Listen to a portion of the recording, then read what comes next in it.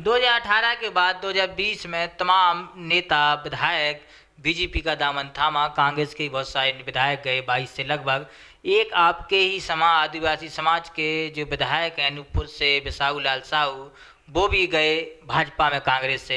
आपको क्या ऑफर नहीं आया कि आप कांग्रेस छोड़ के पेचीलाल मीणा भी आए बीजेपी में? ऑफर हमारे पास भी ऑफर आए थे, उन्होंने सब विधायकों को उन्होंने टच किया, मेरे पास भी पैसे लेके आए थे, पर मैंने नकार दिया। मैंने बोला 3 बार कांग्रेस पार्टी ने मुझे टिकट दिया है, इसलिए मैं कांग्रेस पार्टी को मेरी माँ के समझता हूं, क्योंकि मैं एक सामान्य परिवार से, बहुत छोटे परिवार से कांग्रेस पार्टी ने मुझे चुना है, जनप्रतिनिधि के लायक समझा है।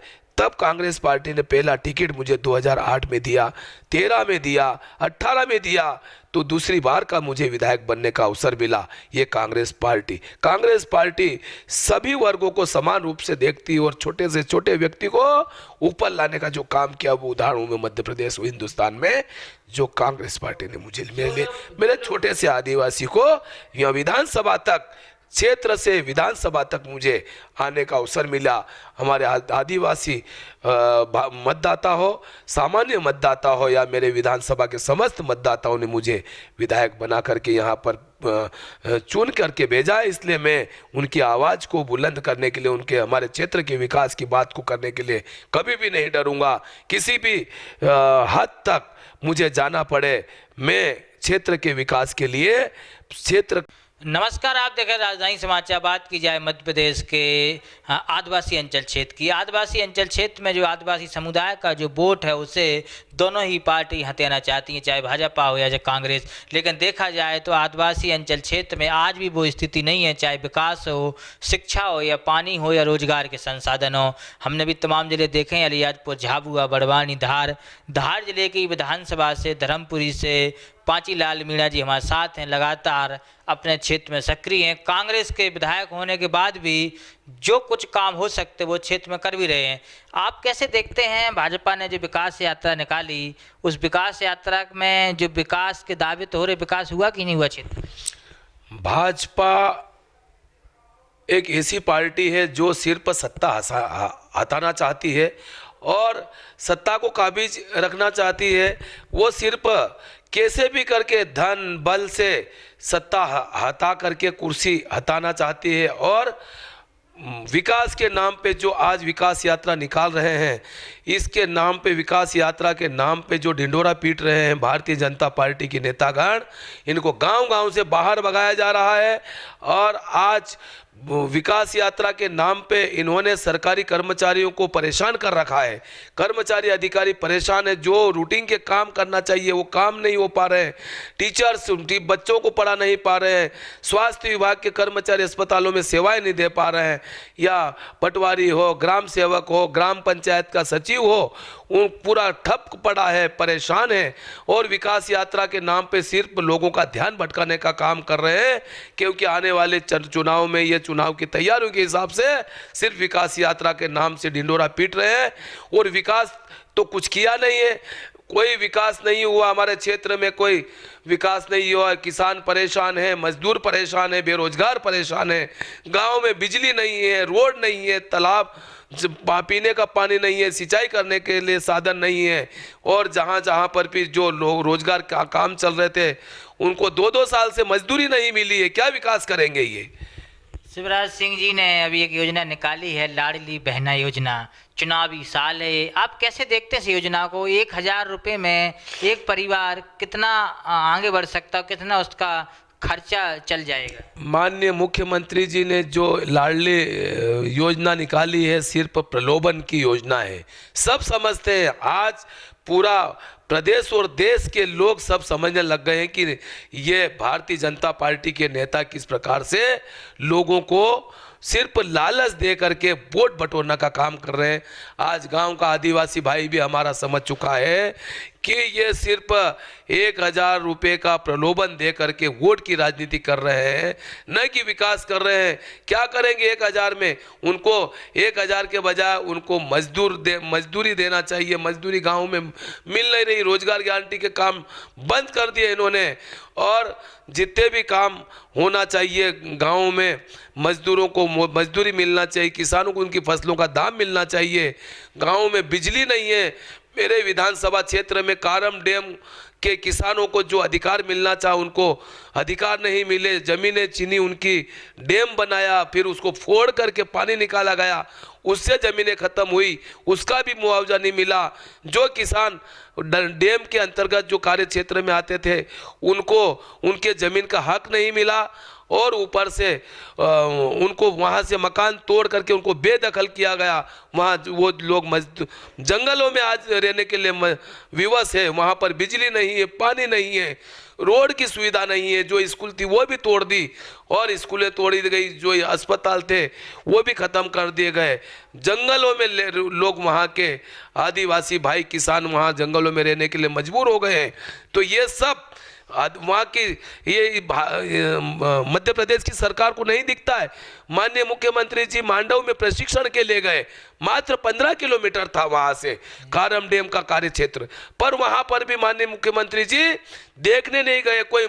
और जब से डैम फूटा, जब से वो उन लोगों को बेदखल किया गया, तब से आज तक कोई मंत्री नहीं गया, कोई इनका प्रतिनिधि नहीं गया। और बार बार वो हमारे कारम डैम के प्रभावित लोग धरना प्रदर्शन करते रहते, ज्ञापन देते रहते, बाकी आज तक कोई सरकार के द्वारा कोई सुनवाई नहीं हो रही है।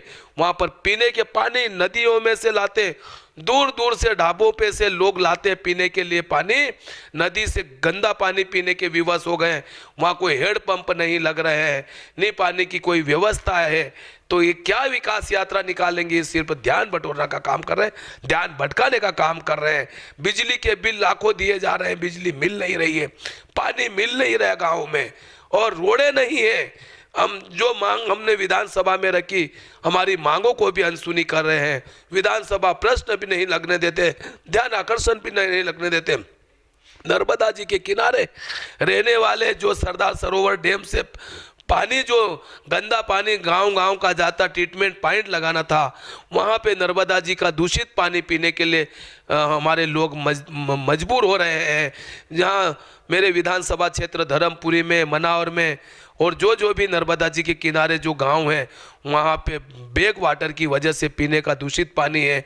और इस प्रकार से कई समस्या हमारे क्षेत्र में। मांडव एक ऐतिहासिक नगरी है, वहाँ पे जाने के लिए जो रोडों के लिए, घाट कटिनों के लिए हमने प्रस्ताव दिए, आज तक वो रोड नहीं बने वहाँ पर, गांव-गांव पर।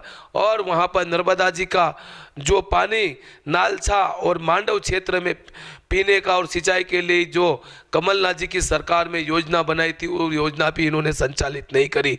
राष्ट्रपति के, राज्यपाल जी के भाषण में भी हमारे विधानसभा से क्षेत्र से जो भी संबंधित किसानों के लिए कोई सुविधा नहीं दी, बेरोजगारों के काम के लिए कोई सुविधा नहीं दी, गांव-गांव तक अप्रोच रोड नहीं है। तो हमने कई रोड, जैसे कठोड़िया से गुलवा, कठोड़िया से रोड नहीं बना, रानीपुरा से नयापुरा डिगलाई तक रोड की मांग हमने बार बार करी, वो रोड नहीं बना।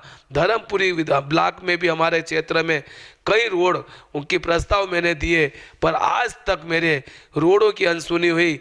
नालछा ब्लॉक में, धर्मपुरी ब्लॉक में कई तालाबों के हमने स्वीकृत तालाब है, उनके काम नहीं चालू करे गए, काम स्वीकृत नहीं हो रहे। इस प्रकार से आरोप लगाए हैं तमाम। देखा जाए 2023 में जो भाजपा सरकार आदिवासियों का वोट बटोरना चाहती है, 2023 में आदिवासी समुदाय किस ओर जाएगा?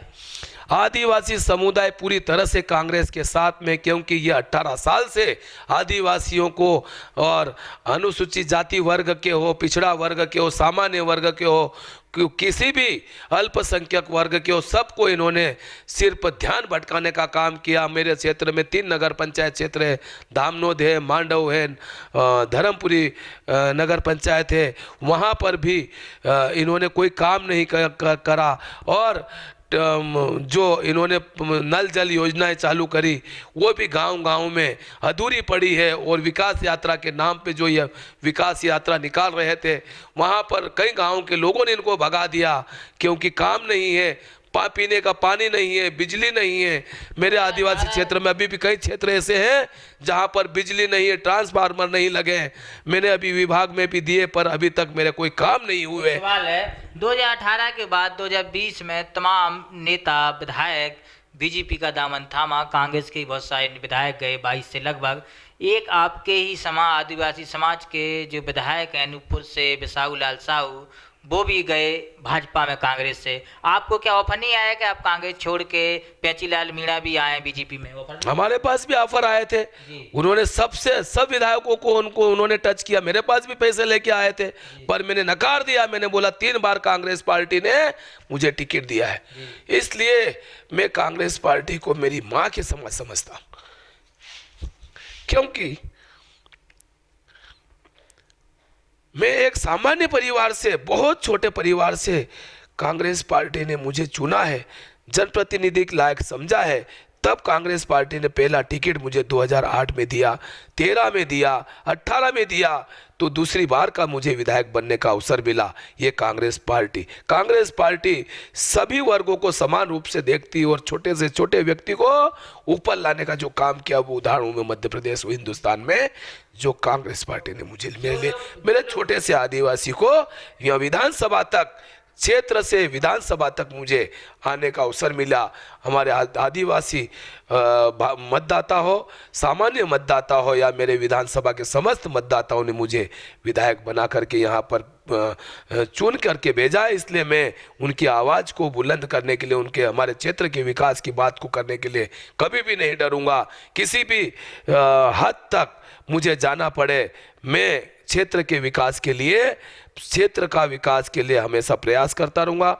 चाहे कलेक्टर को देना हो ज्ञापन, मुख्यमंत्री जी को देना हो या राज्यपाल जी को ज्ञापन देना पड़े, सारे क्षेत्र की बात में विधानसभा तक उठाने के लिए हमेशा तत्पर रहता हूं। आदिवासी विकास यात्रा मैंने मेरे क्षेत्र से भोपाल तक लाया, तब मुख्यमंत्री जी ने मुझे राज्यपाल तक हमारे किसान भाइयों को नहीं मिलने दिया और कम से कम 2000 किसान मेरे साथ में आए, पर उनको वहां पर लाल घाटी पर ही रोक लिया गया और हमारे किसानों को मार ठोक करके पुलिस के द्वारा इन्होंने भगा दिया।